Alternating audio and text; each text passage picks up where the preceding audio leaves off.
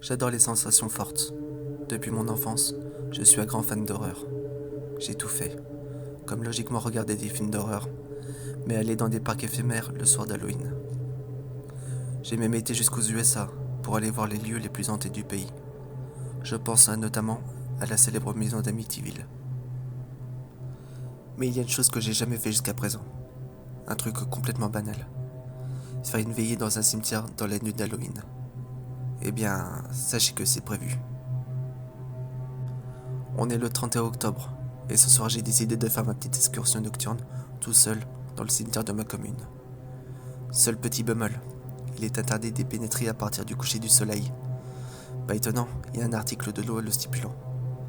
Mais je me connais, j'aime bien braver les interdits. Vous savez, je suis un peu comme le youtubeur Jerry Chasseur de fantômes. Je filme mes excursions. Vous savez, je suis un peu comme le youtubeur Jerry Chasseur de fantômes. Je filme mes excursions et je fais quelques expériences, histoire de donner un peu de piquant.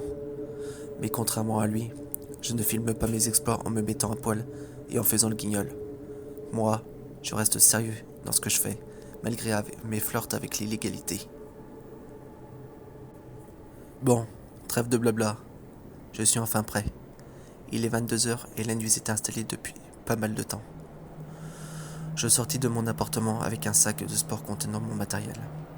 Une ou deux caméras avec trépied, une lampe torche et une spirit box. Mais je sais que ce dernier n'est pas fiable à 100%. Je sortis de mon appartement. L'air était frais, il y avait un petit vent glacial. Mais ce n'est pas ça qui va me ralentir. Bien au contraire. Après plus d'un kilomètre à traverser mon village, j'arrive près du cimetière. Je sortis une lampe torche de mon sac car l'endroit était sombre et je n'y voyais que dalle. Je sortis ma lampe torche et marcha vers la grille du cimetière. La particularité de celle-ci est qu'elle est cadenassée. Me demandez pas pourquoi, personne dans le village ne le sait. Quelques curieux ont déjà posé la question au maire du village, mais ce dernier a toujours refusé de répondre explicitement.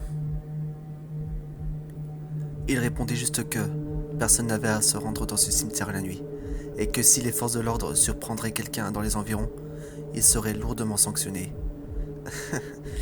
Mais moi, son baratin ne fonctionne pas. Entre vous et moi, je ne l'ai jamais supporté ce maire en carton. À ce propos, si tu m'entends tête de nœud, sache que je t'emmerde. Ce débile avait même placé une pancarte sur la grille. Je longeai le mur, puis je jetai mon sac sur celui-ci. Puis je regarda tout autour de moi avant de grimper, histoire de ne pas me faire griller par des riverains ou des flics. J'escaladai le mur et me retrouva très vite de l'autre côté. L'endroit était sombre. Je scrutais partout avec ma lampe torche, histoire de voir s'il n'y avait pas un guignol qui aurait fait la même chose que moi. Après tout, on est le soir d'Halloween. Des jeunes auraient pu très bien faire la même chose que moi, pour se faire peur. J'attendais quelques secondes, à l'affût du moindre bruit ou mouvement. Mais non, le cimetière était totalement désert. Le seul bruit que j'entendais, c'était mes pas sur le gravier de l'allée. Au fur et à mesure de ma progression, j'apercevis le dépôt où les employés entreposent le matériel pour l'entretien des lieux. Je m'arrêta. Ici, c'est l'endroit parfait, dis-je tout bas. Je positionna mes deux caméras avec les trépieds de part et d'autre de l'allée sur un rayon de 3 mètres autour de moi. Je mis mes deux caméras en mode infrarouge, puis j'activa ma spirit box. Mais avant toute chose, je m'aspergea d'eau bénite et récita une prière en faisant un signe de croix. Vous comprenez ? Autant faire les choses dans les règles, et je dois avouer que je suis un peu croyant. Je pris ma spirit box, puis j'annonça. S'il y a des esprits dans ce cimetière, faites-moi un signe. Les lettres de mon boîtier ne s'allumèrent pas. Je réitéra ma phrase, mais toujours rien. Je commençais à ce moment-là à désespérer, et surtout à avoir froid. Néanmoins, je restai encore près d'1 heure et demie. Pendant ce laps de temps, rien ne se passa, malgré toutes mes questions. Il était quasiment minuit quand je décida de tout remballer.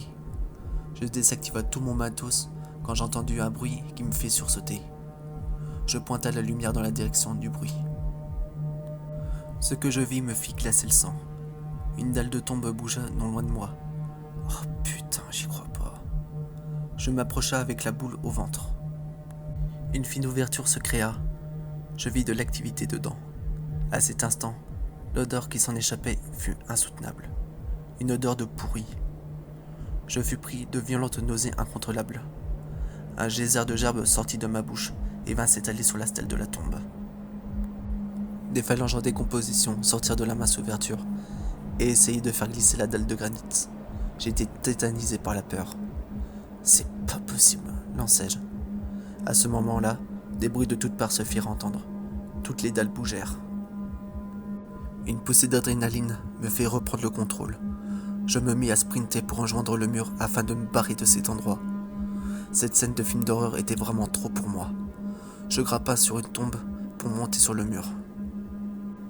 Mais la dalle de la tombe sur laquelle j'étais se mit à glisser et je perdis l'équilibre. Je tomba dans le caveau. Une silhouette bougea devant moi. Je pointa le faisceau lumineux de ma lampe torche et ce que je vis me refait vomir une deuxième fois.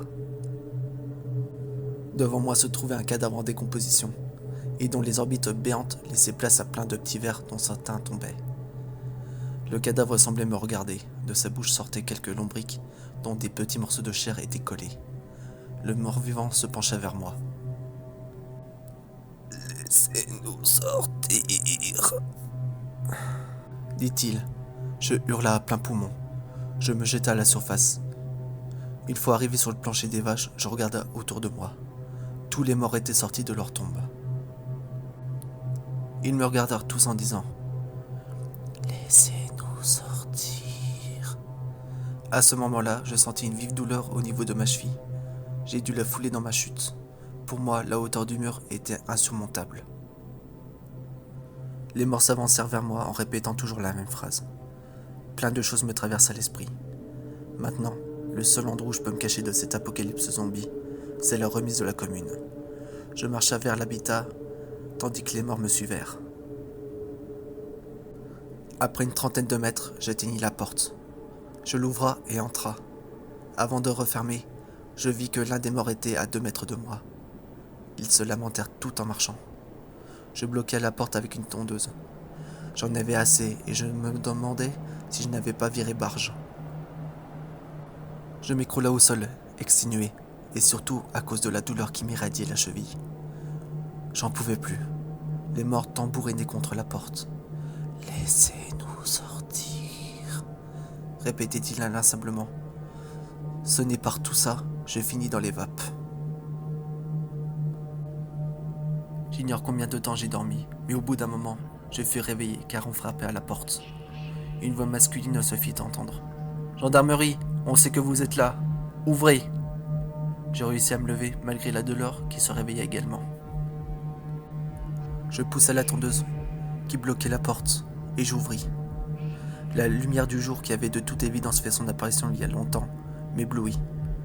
J'eus pas le temps de m'acclimater qu'on me tirait vers le côté en me retournant. Apparemment, c'était bien des flics. Ils me tirèrent les bras derrière mon dos et me mirent les menottes sans rien dire. « Je peux tout vous expliquer, j'ai des preuves vidéo de ce qui s'est passé. Ce cimetière est maudit, leur dis-je. » Mais aucune réponse. La seule voix que j'ai pu discerner était celle du maire qui était présent. Il prononça ces mots et qui me mirent un coup de massue. « On les a tes caméras, mais à l'heure actuelle, ils sont détruits, ainsi que le reste de ton matos. » J'entendis qu'il se rapprocha et me chuchota à l'oreille. « J'espère que tu as apprécié ce bon moment avec la populace locale, et je pense que tu apprécieras tout autant la suite. Car toi non plus, tu n'es pas prêt de sortir d'ici. » Soudain, je sentis une vive douleur de piqûre dans le cou. À ce moment, je comprenais que je vivais les derniers moments de ma vie, mais pas celle de mon existence. Je comprends maintenant pourquoi les morts voulaient sortir du cimetière. Car oui, maintenant j'en fais partie. Ce cimetière dont le seul échappatoire est la grille qui est cadenassée toutes les nuits.